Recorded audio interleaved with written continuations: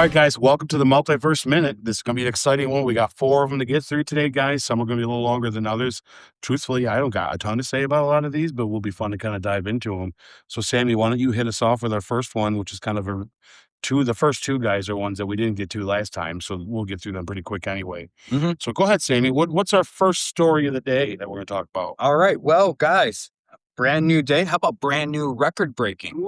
Spider-Man brand new day since the first trailer continues to break records. The latest is reaching a global box office of over $2 billion after 3 weeks only in the theaters. This film is projected to reach Avengers Endgame heights if it continues this way. That is crazy. It's already beaten No Way Home, which already was insane at the time.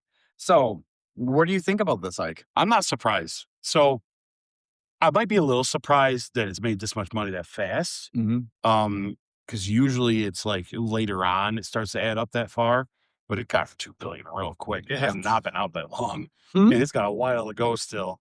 The thing is, guys, after watching it that second time, and that's the key. You don't get these numbers unless you're going back 2, 3, 4, and us nerds, even the ones online that complain about this movie, are going to watch it multiple times. So they're not helping their case if they don't like what they're doing because they're just handing them more money. Yes. My point to anything is if you see a movie you don't like and you want different, then stop giving it money. Because that's the only way they're going to change it in the industry. Because right now they just see, yeah, but you're paying us. So that and it's Spider-Man. I don't think we should ever underestimate how popular Spider-Man is.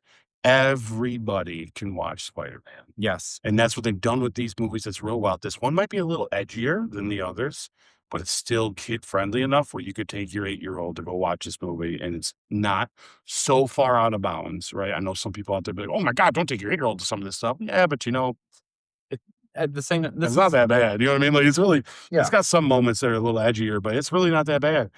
I'd say there was more edgier stuff in No Way Home anyway than this. With when it comes down to like death and stuff. But anyway, yeah, don't underestimate Spider-Man. I'm excited. I hope it takes all the money. It's okay. Go surpass Endgame. It's cool. I love Endgame. I want Endgame to stay on top. I think this movie is a 10 out of 10. When we get to our retrospective, that might change.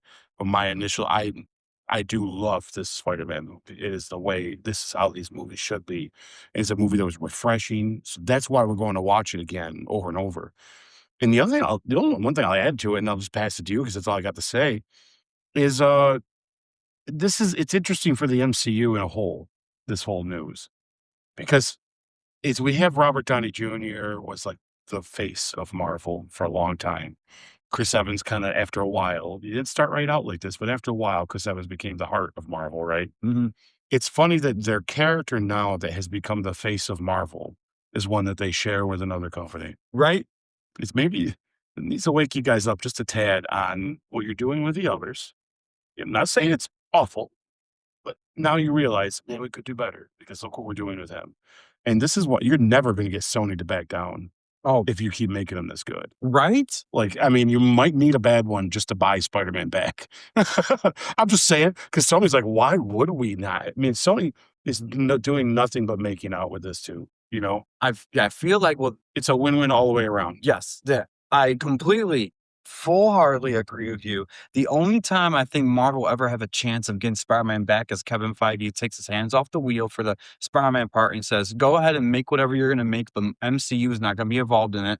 And then they end up getting the same writers that they did for their Sonyverse, and it just falls flat. Yeah, prove what we know already. We know Sony can make cartoons. But when it comes down to Spider-Man, they just don't know how to do it. So let's let them do it alone. Let's get a bad Spider-Man movie and just let them have it.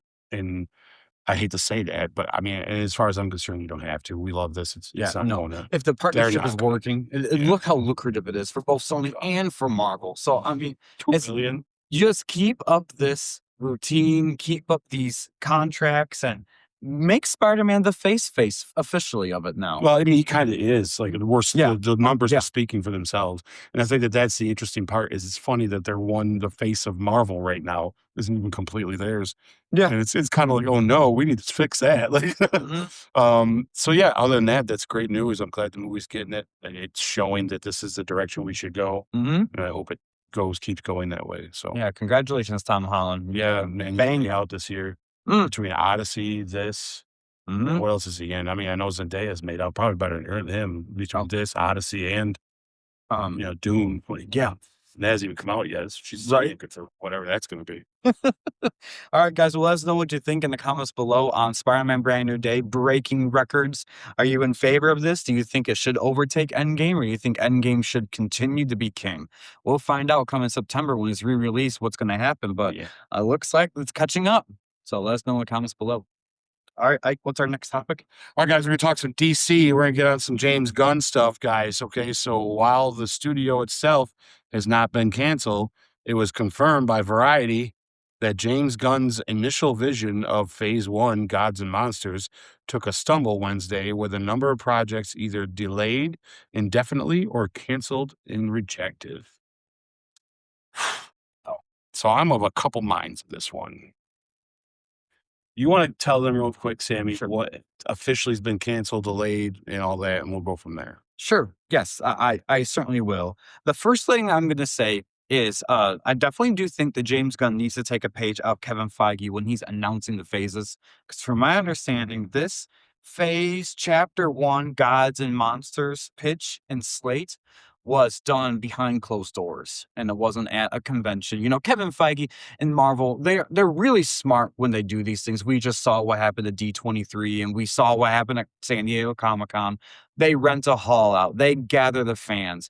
They make it really big and triumphant and bring up that excitement and energy. And that's definitely something James Gunn needs when he's starting off the DCU. He needs that all the DC fans to get excited about what his vision is going to be. And apparently this was done mostly behind closed doors or just some snapshots from some members of the audience just getting a glimpse of what he's talking about. So that's one of the only reasons we know of some of these projects other than what has been confirmed in the trades.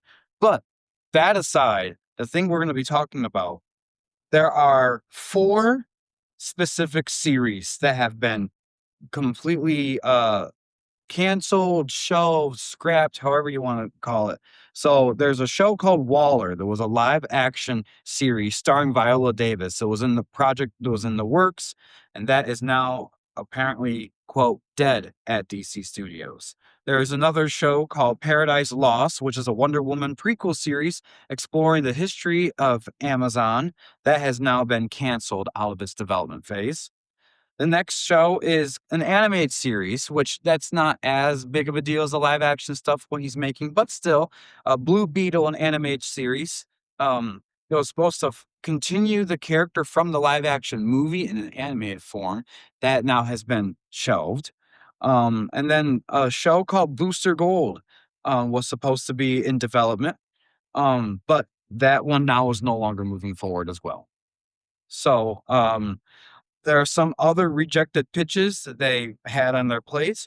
There was a Poison Ivy and Catwoman series pitch that has now been completely scrapped or passed on, I should say.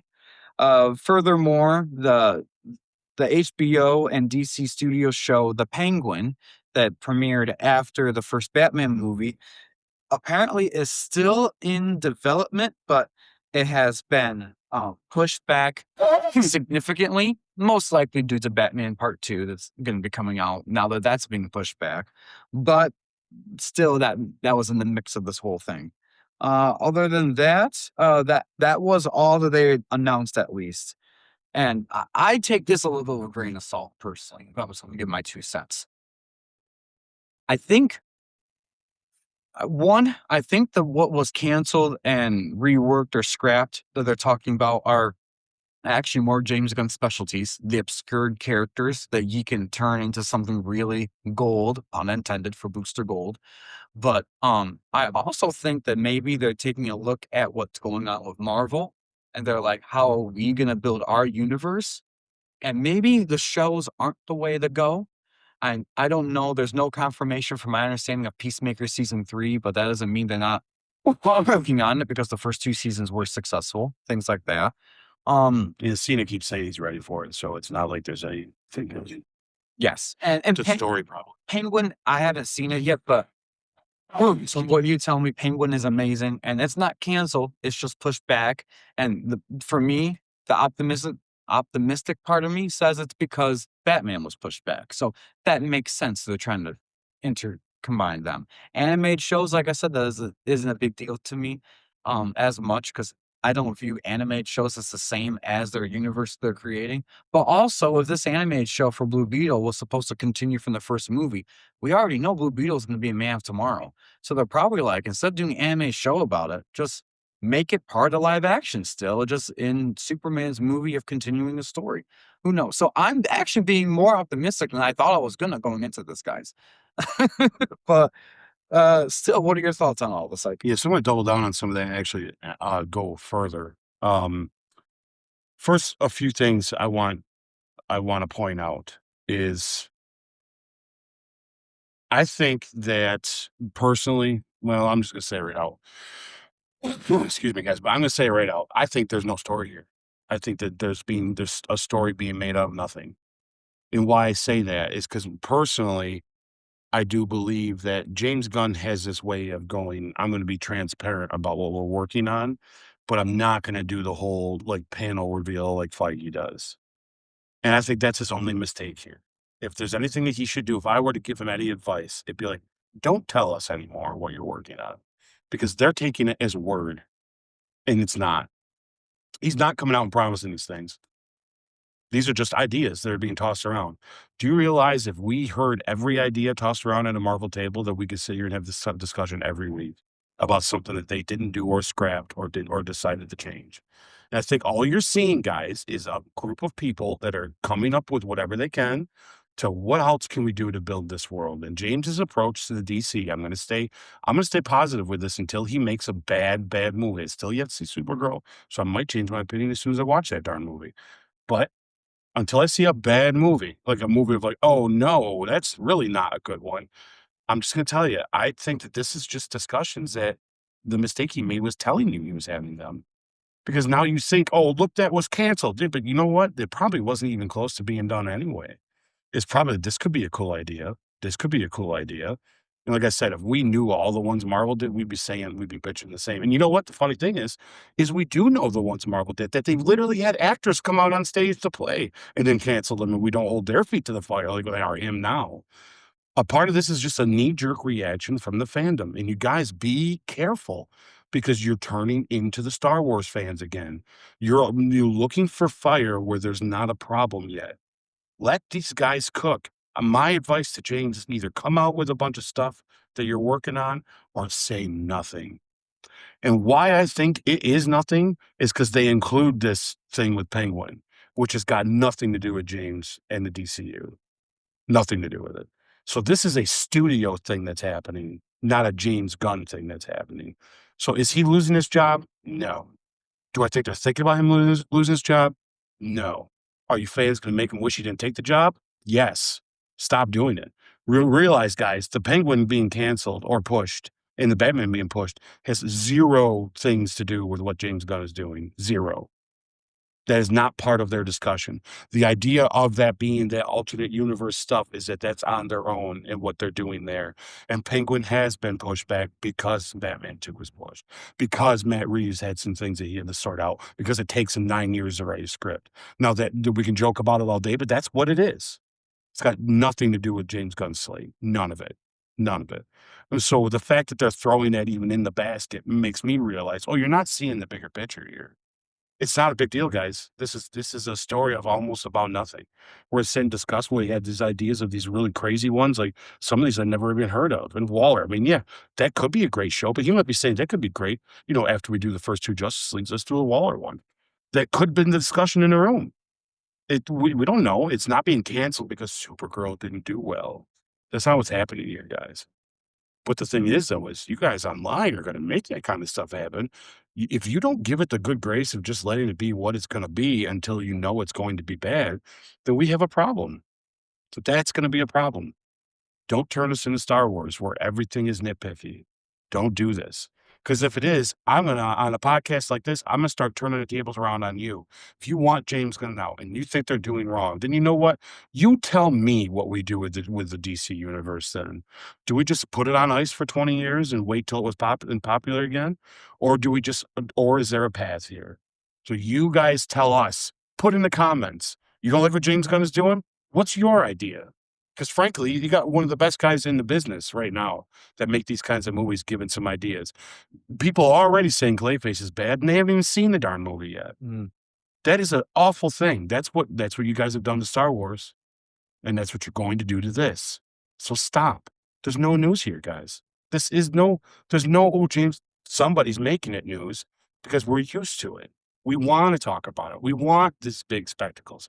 James is like, oh yeah, I'll be transparent. I'll tell you all the weird ideas I got, and you're taking it as gold. You're taking it as word, and it's not. These are ideas he has. These 99% of them he's got are probably going to go to the wayside. Like I said, you imagine the ideas that have sat on a Marvel table that they've said no, definitely no, and then okay, yeah, let's do that one. You know what I mean? Like if we were to really be picky about it. Yeah, so stop, guys. You know what's funny when you mentioned that? I'm literally picturing on my head for the first 3 phases, they were like that. And then when the new leadership changed and they were like more, it was no longer, oh, let's just scrap this. They're like, let's just do it. And that's what we got. We got some very low quality shows. They made promises they didn't want to back up on because the fans were going to pick them apart. So, like, you're right. It's so. What's funny for me is how I'm feeling about this because I'm not James Gunn's biggest supporter. I think we've talked about that on the podcast. Yeah. But I'm going to back him up on this and be like, one, some of these shows that he already is already greenlit and he's doing like Clayface, I say this in a nice way. It's a niche character, which means he's going to do great with it only because he excels on these niche characters.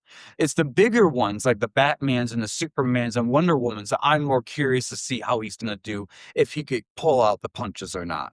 I think he's doing the slower burn than Marvel did. I think he sees Marvel did this. You built a world and then you gave us Avengers, but you did it in like 4 or 5 movies, right? I think he's like, this world, we need to rebuild from the bottom up because of what people have done to it. And I think he's world building slower than what you want. And he started off in the middle of a world that's existed and now backtracking to meet up to where Superman is. Yeah. Is it the best route? No, because it has made it hard to follow. And like you said, when you watch Superman, you feel like I missed a movie somewhere. You know what I mean? But other than that, the movie is good. It's just, it does feel like there was a movie before it that it feels like you jumped into a sequel. But I think the world building is going to make you feel like that fits all of a sudden. Yeah. Well, he's going to give you Clayface. He's going to give you some of these really weird, obscure things. Then when you do get Batman, you're going to get more of a Batman movie because we don't need to spend a lot of time on Clayface because we have a whole movie on him. Now, I'm not saying that that's the way to do it, and I'm not saying that could be successful. As long as the movies are good, then we're fine with it. Yeah. And until it starts looking like it's going a bad direction, guys, don't make it like it already is. Yeah. But yeah, if I were him and I was hearing stuff like this and it was the trades you're talking about it, yeah, I'd be like, oh man, fans suck. But you also, and guys, you also have to think about it on this perspective. Yeah, James Gunn, he is a creative genius behind a lot of this stuff. Heck, one of your favorite Marvel movies is done by him. Favorite teams, I would say. So lay off on him just a little bit. He is now stepping into a Kevin Feige level position that. Yeah. The first phase, you ask Kevin, he's like, we weren't really sure how we were doing this, if he was even going to succeed. And then after Avengers, they started coming up with a grand idea, and then they got the backing of Disney, and it rolled into something beautiful and magnificent. James is doing the same thing. He inherited a universe from someone before that, whether you agreed with him or not, kind of got the short end of the stick because of studio interference. And before the Snyder was involved, there was already a universe being built with all these different Batman, Superman movies going back to like the 40s. So like he's inheriting a whole universe. He has to start from scratch and put his take on it. And that's going to take some time. That doesn't mean it needs to be slow and like we have to find out in 12 years we get Justice League, but you have to give these little wins where they come and see where the stumbling blocks are. And I guarantee you by his phase 2, chapter 2, whatever it is, he's going to have the ball rolling on what he is envisioning for this universe. They'll find their stride. It's going to take some time. You got to give him a chance before you poo-poo on him. I'm just saying, I will be the first person to step up to the plate and say, yeah, you did about a decade's worth of movies that, let's face it, 75% of them were crap. But we have to get to a decade first to figure out if this is really going to be worth it or not. You know what I mean? And yeah, so I'm just saying, I'm actually saying to you guys, give him the benefit of the doubt on this. So what are your thoughts? Do you think that you should give him a little bit of grace here? Do you think that it should go back to Zack Snyder? I'm telling you, it's probably not going to ever happen. But let us know what you think in the comments below, because we do want to hear what you guys have to say. So I'm going to roll into our next topic then. Let's do it. All right. Sebastian Stan is Harvey Dent. That guy. Now, there's a little asterisk here we have to put on it, but it basically unfortunately came out. So I wrote it small. Let me read. All right. In a new interview with a French outlet, Le Journal du Dimanche, I can't say that right. Close enough to me. Oui. Sebastian Stan discussed his role in Batman Part 2 while talking about Avengers Doomsday, because I mean, he's all over the place now. He says, quote, we are just shooting scattered scenes in Doomsday. It's different way of working, continuous, consistently evolving. The producers didn't want us to read it in its entirety to avoid journalists asking us questions. I've been following this rule for 15 years. I'm used to it. I also can't say anything about the Batman Part 2 by Matt Reeves, where I play Harvey Dent. The beauty of this profession also lies in participating in projects of this scale, which I love as a viewer. Now, the Harvey Dent part was later removed and deemed by the outlet a, quote, misquote, but it was included in there in its entirety when it was first published. So, I guess the bigger... Interesting. I feel like the big story, there's a couple of different big stories within this. One is Sebastian Stan revealing that he's playing Harvey Dent. And the other one is, was that supposed to be one of those off-the-record comments and it wasn't made clear and the person put it in there? And then Sebastian Stan's like, I'm going to lose my job if you say I said that. You got to take that out. And they had to do a redaction. I don't know. It's just a thought out there, because I'm sure any journalist who actually hears of the actors confirming something is going to put it in there and then the save face be like, oh, no, that wasn't right.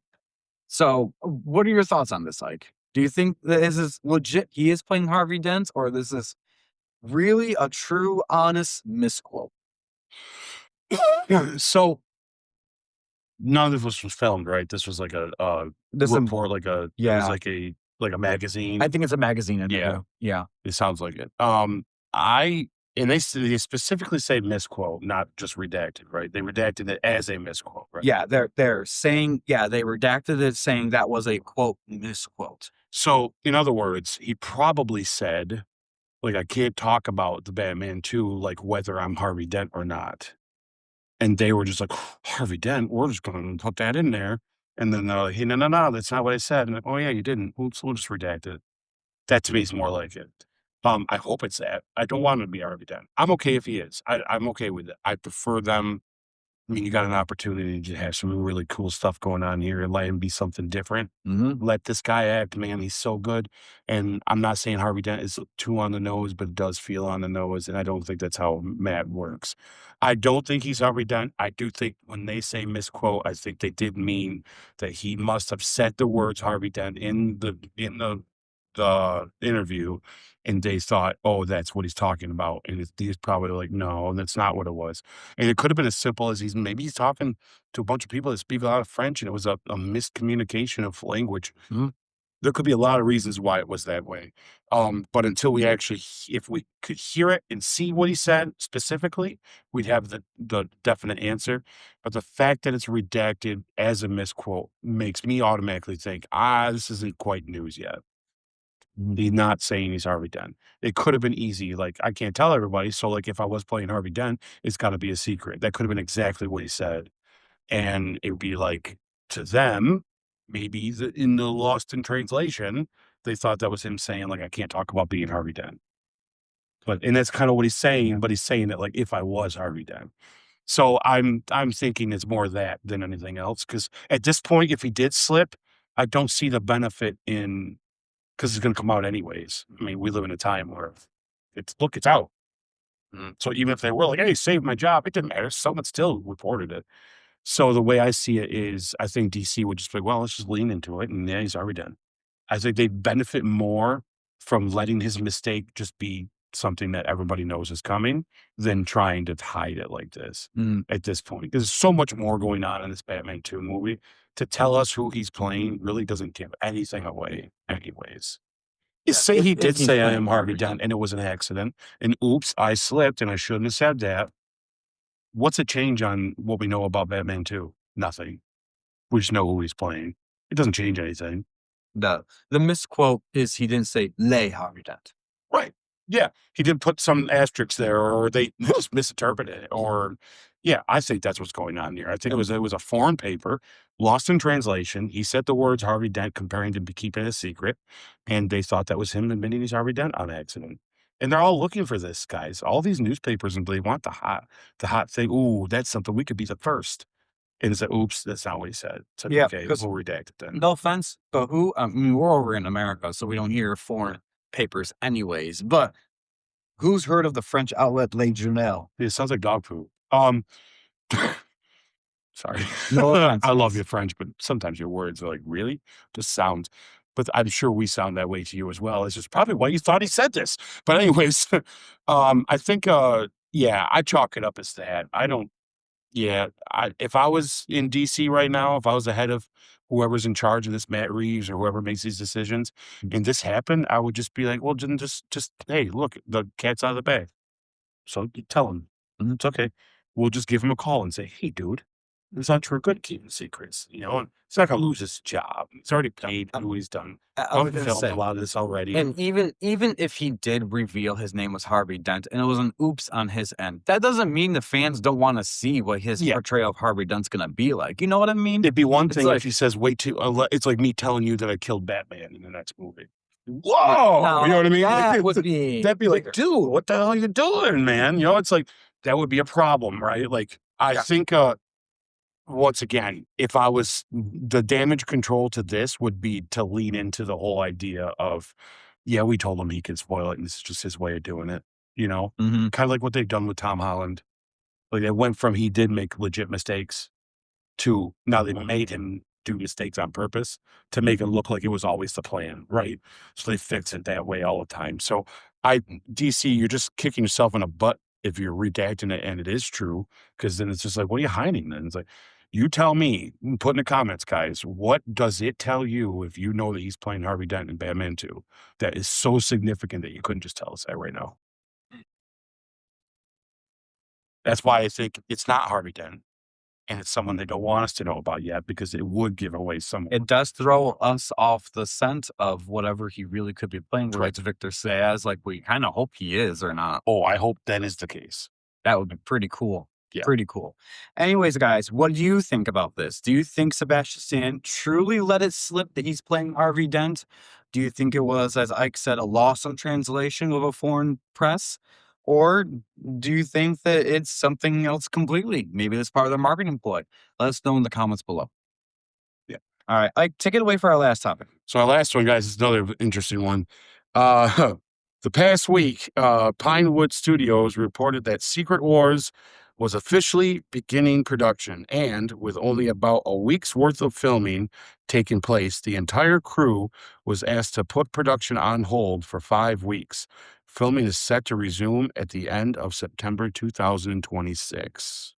So Secret Wars sounds like they're off to a rocky start. It does. Which is surprising. And I mean, the news part of it is that Pinewood Studios actually is reporting on this, which is the place where they're filming all these big things. So, I mean, that's a pretty big deal, more official, not rumor stuff. The only rumor part of it is why? What's happening? Yeah. But I mean, we could speculate for people like the Russo brothers and Kevin Feige and Marvel Studios that already are going gung hoing on Doomsday and had Secret Wars in the can and everything, like they're all ready for this. Um, for them for 5 weeks, 5 weeks, not 5 days, 5 weeks after they already brought the crew in.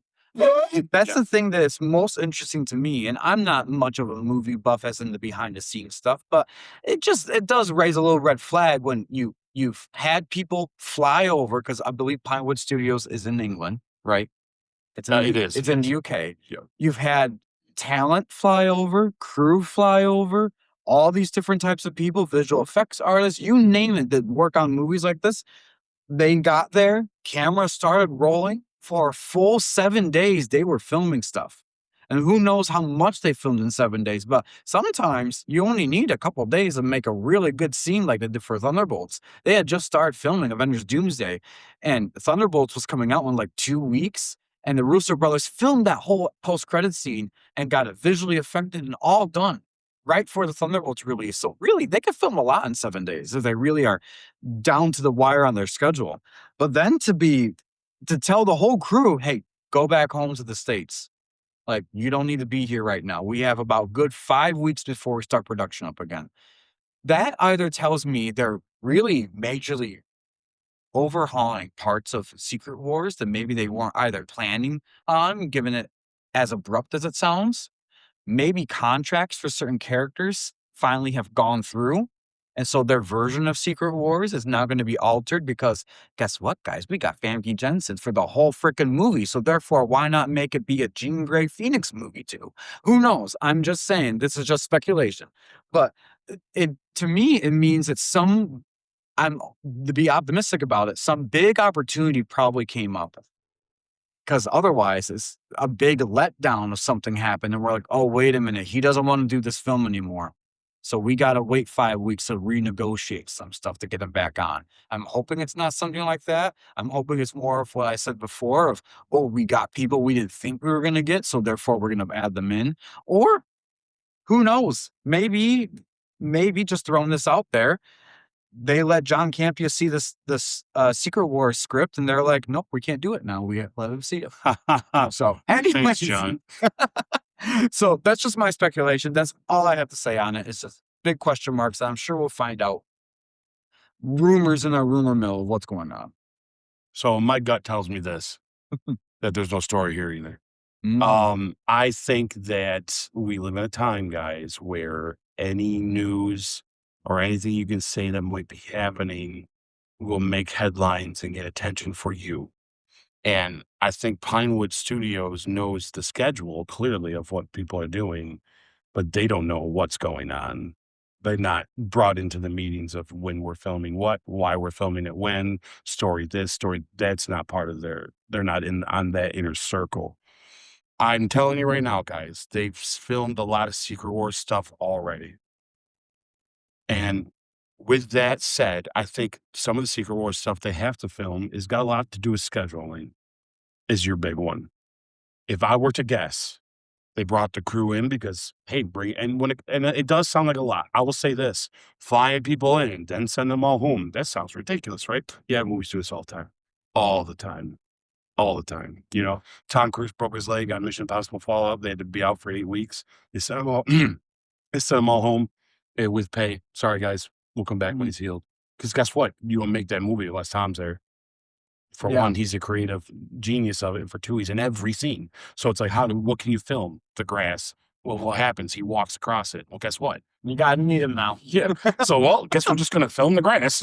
And so I really, guys, I do think, listen, what's happening here is, hey, we got 3 weeks. Let's film what we have with these guys. And we got to do these things. And we'll do it here in these studios. And then for the next 6 weeks, you guys can all go home. We're going to go do some location shooting with an actor that's able to do this, but we have to go to them. because they'll be in this movie, but we got to set up a stage there because they're doing other things. I think they're accommodating the best they can with the immense, ridiculous amount of scheduling that you have to do when you have an ensemble cast like this together. And I will bet that why it's harder with this one is because there is everybody plus their mother and sister in it. It's a little different than Endgame, because even Endgame, guys, there's only a couple times where they were actually all in the same room together. You know, I mean, even the big shot when you see them going into that big war, not all of them were there. They had a good amount of them at one point. But I think the funeral scene was the only time in Endgame that everybody was in the same spot at once. Yeah, they probably, And that yeah, was like one of the, they probably struggled to figure out how to do that. they probably had like one good solid day for just that and be like, this is all we're It's going gonna to happen right now. And yes. Some of those guys had to be on a plane in an hour after they were done filming, probably. Mm-hmm. Remember this, guys. It's a lot All of of these actors in these movies are big enough actors. They're doing other work. Mm-hmm. This isn't just a bunch of kids. Now, if this was X-Men, I'd be like, what's going on? It's not like these guys got a bunch of stuff that they've committed to. But all these guys, look at the talent that's going to be in this movie. Ridiculous. And if it's a wild group of people that we're not expecting, then yeah, this is what's going to, it could be as simple as, well, we can't get Famke until, September, but we can film all the stuff around that now, and then we'll take a break and come back in September. That could be as simple as that, guys. Yep. And during that break, let's go do some location shooting. Let's get some scenery shots. Let's get those shots that we don't need the actor. Oh, because they're still working on this, even though 5 weeks cameras might not be rolling. That doesn't mean they're not working. Yes, concept art, writing things, the production, the 7 days they already did film, have the full visual effects done for all that stuff. They're 100%. getting all this stuff done like right away. Yeah. And I really do think, guys, it's a nothing burger here. This is just the studio, that place that sees, oh no, they're only going to film for 3 weeks and then they're done for a while. There's got to be news here. We got to tell somebody. When really that's just our schedule right now. That's just what we're doing. Mm-hmm. It's got nothing to do with any of it. I really do think it's just a matter of, you got to think about the monumentalness of the film they're making. Mm-hmm. So I really think there's nothing to this. I think it's just, well, so what? They're taking a few weeks off. You don't know what they're doing. They could be filming somewhere else for a while. They could be planning something big and we have no idea. Yeah. So production could have moved to a location, then they don't have to tell Pinewood where they're going. Pinewood just assumes that they all went home. Maybe they all flew somewhere else to do location shooting. Yeah, because nothing's come out from Marvel and Disney that, hey, we're not in production anymore. They already know they're in production. Yeah. So I wouldn't sweat it, y'all. It's coming. Don't worry. And like I said, I think they took advantage of actors they had while they had them. Hey, by the way, will you change into that costume and do this scene real quick while you're here for a couple of days? Because you're going to be in the next one. And they're like, yeah, that'll work because I can't when you want me to do it. Yeah, I'll do it now. Mm-hmm. I think Magneto's, if Sir Ian McKellen is in Secret Wars, he's filmed his already. He's done. It's done. Yeah, the filming. He's about to go into Lord of the Rings Gollum. Yep. One. So and that's exactly why. He doesn't have he's time ready to now go both. do that. Yep. Yeah. I guarantee you, he says, I'll be in both, but we got to film them all right now. Mm-hmm. And they're like, okay. Makes sense to me. Who wouldn't? Yeah. That, and I think these movies are back to back. It's like, they did the same thing with Avengers Infinity War Endgame. Yep. Do not get a mistake. There's some stuff that's in Endgame that they filmed while they did Infinity War, for sure. Yeah. Because it was just easy, Yeah. Nothing burger, guys. There's no big deal. Don't worry about it. Until we start hearing from Marvel themselves that, oh no, we got a problem, I wouldn't worry about it. All right. What do you guys think in the comments? Drop down and let us know. Do you think that this is a bigger deal? Do you think this is oh my gosh, everything's falling apart? Or do you think something good is happening? Or is this a plan all along and it's a nothing burger? Let us know in the comments below. All right. Well, that does it for the news of the week, huh? Concludes our Multiverse Minute. Let's roll on into the rumor rundown. All right.